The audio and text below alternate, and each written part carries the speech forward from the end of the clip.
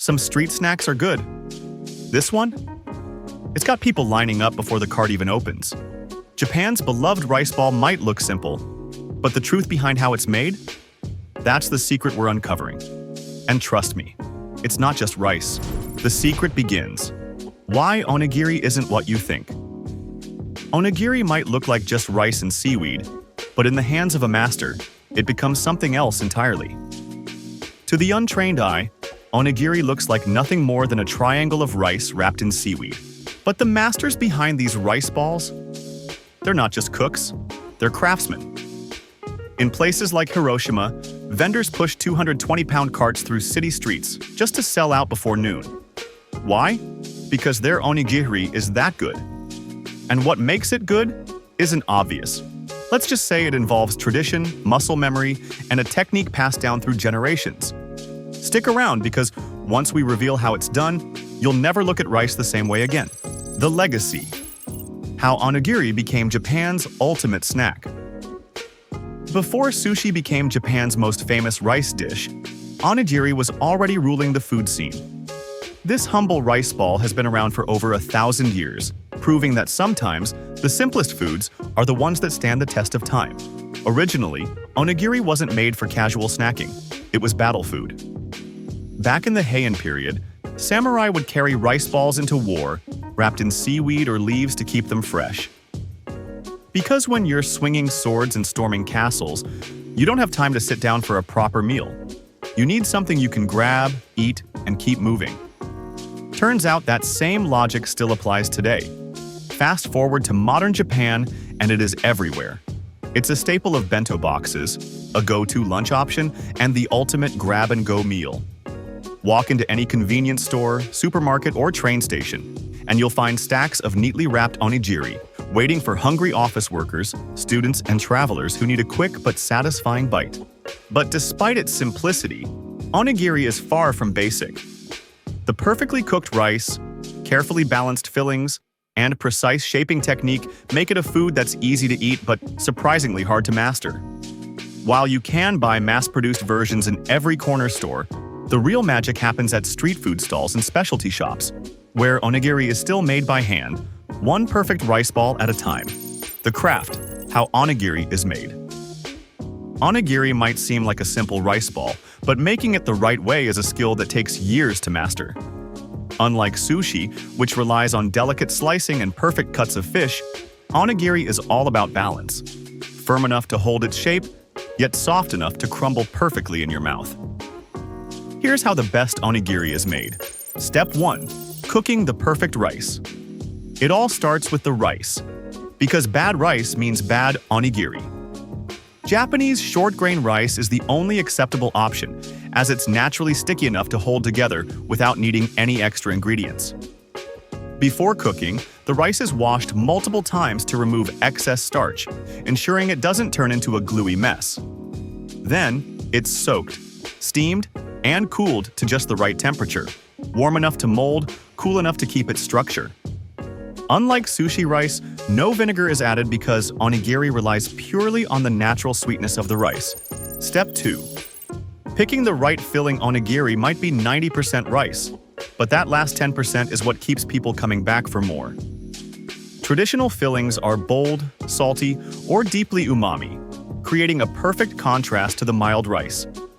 A classic option is umeboshi, or pickled plum, which is incredibly sour and salty, cutting through the starchiness of the rice. Grilled salmon is another favorite, lightly seasoned and flaky, providing just the right hit of smoky umami. Tuna mayo, a more modern choice, adds a creamy, rich texture that has somehow turned into the comfort food of the onigiri world. But high-end vendors take things further, stuffing their rice balls with wagyu beef, uni or sea urchin, or ikura, which is salmon roe for a luxurious bite. Step 3. The shaping process. Making a proper onigiri isn't just about pressing rice into a ball, it's a precise technique that separates amateurs from masters. The rice has to be gently pressed and molded by hand with just the right amount of pressure. Too much, and you get a dense, hard rice lump that feels like chewing on a stress ball. Too little, and it falls apart the second you pick it up. The goal is a shape that holds firm but crumbles softly when you take a bite. Onigiri can be made into different shapes depending on the style: triangular, round, or even cylinder-shaped. The triangle is the most iconic, but some vendors create more unique forms, pressing them into molds or wrapping them in extra layers of seaweed for an added crunch. Step 4. Wrapping it in nori. The final touch is wrapping the onigiri in a sheet of nori.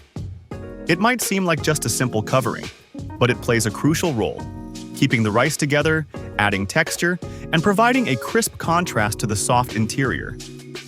Some vendors keep the nori separate until serving, ensuring it stays dry and crispy. Others wrap it immediately, allowing it to absorb some of the moisture from the rice, giving it a slightly chewy texture that blends perfectly with each bite. Step 5. Selling out before noon. Handmade onigiri, made fresh and shaped with precision, is nothing like the machine-pressed versions you find at convenience stores. People know the difference. In Hiroshima, certain vendors sell out every single day before lunchtime, with customers lining up long before the cart even opens. And it's not just about eating, it's about watching the process. Seeing an expert move effortlessly through each step, shaping perfect rice balls by hand, filling them with precision, wrapping them in crisp seaweed, and sending them off in neatly packed trays is part of the experience. By the time you get your onigiri, you're not just eating a rice ball. You're eating craftsmanship. The secret to a great onigiri.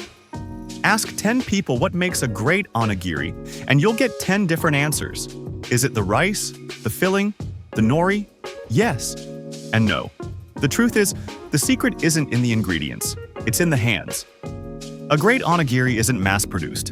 It's shaped by someone who feels when the rice is ready. Who knows the exact pressure to apply without crushing the grain? Who senses when the seaweed has just the right texture? Not too crispy, not too soggy.